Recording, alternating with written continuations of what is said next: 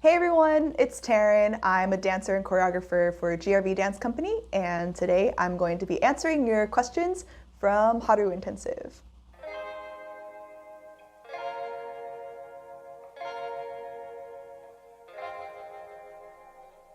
Oh, 감사합니다. I have your questions here. All right, let's go. First question. What lessons and thoughts did you get from directing your team?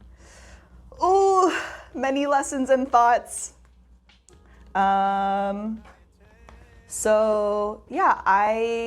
get to choreograph for GRV. We have around 35 to 40 people on our team. So I think just choreographing and being a leader of a team with that many people is definitely a difficult task.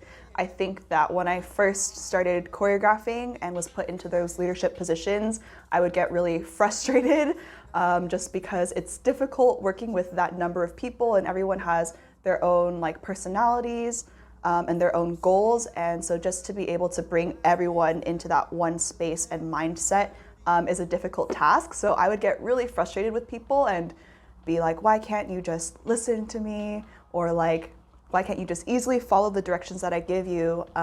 But I think over time, what I realized is that as a leader, it's also more important to understand how to empathize and love and be compassionate to the people you're leading.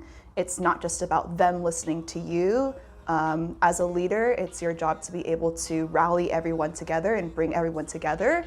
So I learned a lot about patience, compassion, and empathy through that process, and really just the importance of building human to human connection is what I think is one of the most important skills as a leader. Another thing I learned as a leader of my team too is that leadership, I think, is a skill that's learned and is practiced.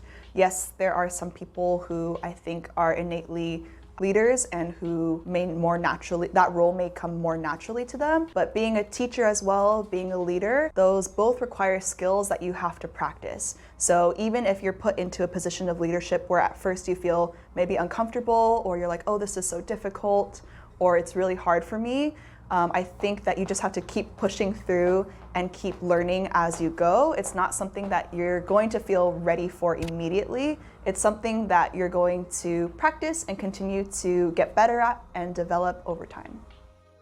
Okay, question 2. There are many different types of classes these days. How do you develop your own curriculum, and what is the reason why you develop in that way?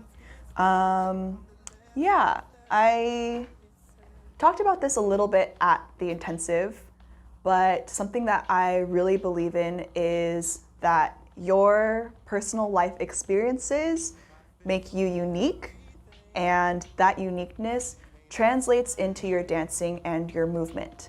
So for me, as a choreographer and as a teacher, I know that my personal life experiences have shaped the person I am today, and the way that I create and the way that I dance and move is different to other people's because my story is different to other people's. So even though there are a lot of classes these days, I think that as a choreographer, what I can offer will inevitably be unique because there's no one else who has lived the same life that I have.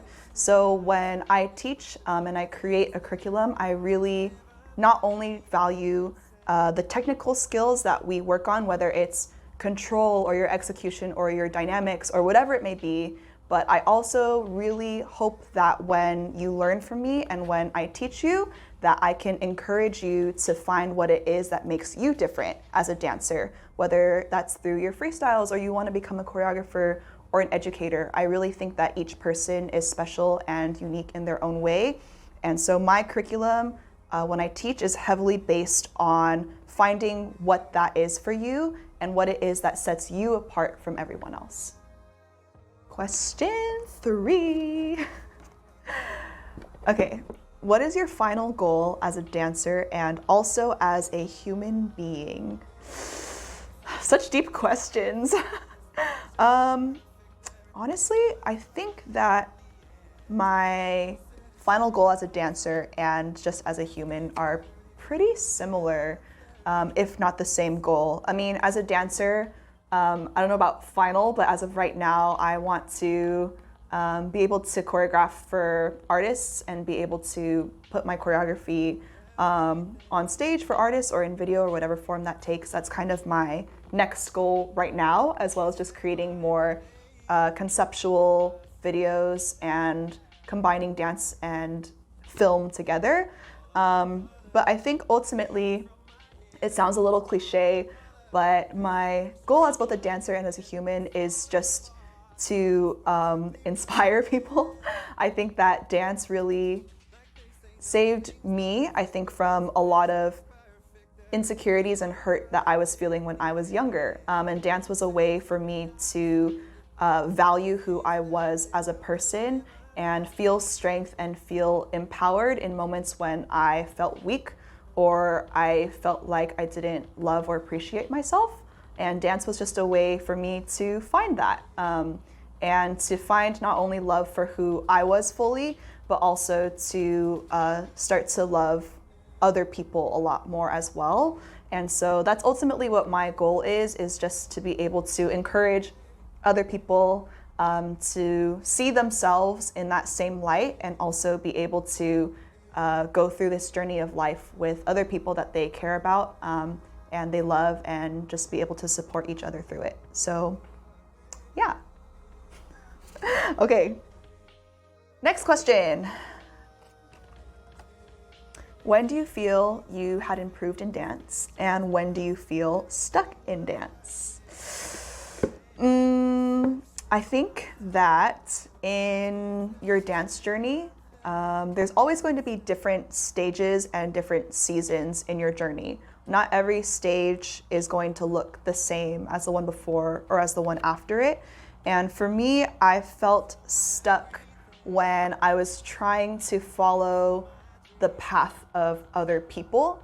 Maybe it was choreographers that I've admired for a really long time, and I felt like they had succeeded and they were successful, and I wanted to be just like them. And so I tried to copy what they were doing, and it just didn't make sense for where I was in my journey, and it didn't actually align with what I wanted to do. And so the things that I was doing to try to get there made me feel stuck because it wasn't actually what I wanted to pursue. Or I think that I had the same routine over and over. It was train, take class, try to post an Instagram video, train, take class, post an Instagram video to try to get to this place that I thought I wanted to go. But I felt like I started to improve when I started to branch outside of my comfort zone, whether it was training in like house fundamentals, which my footwork is not good. And like my groove and the jack in house was so uncomfortable to me, but it was taking classes outside of my comfort zone and pushing myself in a new and exciting way, understanding that I was always going to be a student first and there were always more things to learn. And so I just wanted to absorb as much as I could. And again, recognizing that there are different stages in my dance journey and trying to figure out what that particular stage or season looked like for me, whether it was training, taking a bunch of classes, whether that was a time to cultivate myself as a teacher and it was teaching and trying to understand who I was as an educator, or it was I'm more interested in film and so I want to create videos that combine movement and storytelling and these different aspects of the camera, and I was learning things about film. I think it was just constantly trying to push myself and grow and challenge myself in new and different ways, and also understanding, again, what it was that I myself wanted and not trying to follow the footsteps that other people had taken. All right, last question. What is the difference and similarity between the community in the US and in Korea? I think there's a lot of similarities. Even when I came to Korea, I felt very comfortable. I think that even just in terms of the way that things are structured here is very similar to the way it's structured in the US, like in the way that class is formatted or the length of class, just the nature of what people are pursuing with dance and the vibes. I think a really cool thing about that is that it really just shows that this community that we're a part of really is global, and it's shared across the world regardless of where we are. We all are maybe like inspired by the same things, inspired by people from our own home countries and from other countries.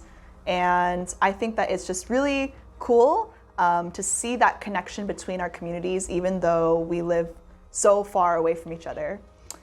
In terms of differences, I think that for myself personally, because my background is with GRV and with the competitive sort of circuit within the LA community, there are a lot just more like teams and kind of crews that compete in LA, and so that's a much bigger component of what you would consider the dance community in LA. And I think overall, LA is just maybe bigger, and the community in Korea is just a little bit smaller, and both have their pros and cons. I think it's really cool that in Korea that everything feels very connected, or people like, everyone knows each other. Like when you go to class, you see the same people. The teacher that you just learned from is also a choreographer for this artist that you really, really look up to. And so I think it's really cool that just those types of relationships feel much closer and more intimate in Korea, as opposed to LA, where everything is more spread out. It feels that there's more separation, whether it's between the commercial and the more like community worlds or different teams. Everything is just a lot more spread out and a lot bigger. But I think a really, really cool part of that is just that there feels like there's more diversity within LA, because there's so many people and everyone has something different that they offer and bring to the table. You can see that this person is different from this person, is different from this person. Everyone has their own unique style. There's a lot more individuality, and people aren't afraid to express the colors of who they are. And they know that even though they're different, they have something powerful that they can bring to the table. And so I think that just the sheer size of LA with that many people, it's really awesome just to see the amount of individuality and diversity within the LA community. Thank you guys for sending in those questions, and thank you so much for watching this video. I hope that whatever I shared with you today, that you can maybe take something away from it. Yeah, I'm just really thankful just that I had this opportunity to connect with you all and dance with you all in person. I hope that we can continue to just dance and share together more in the future.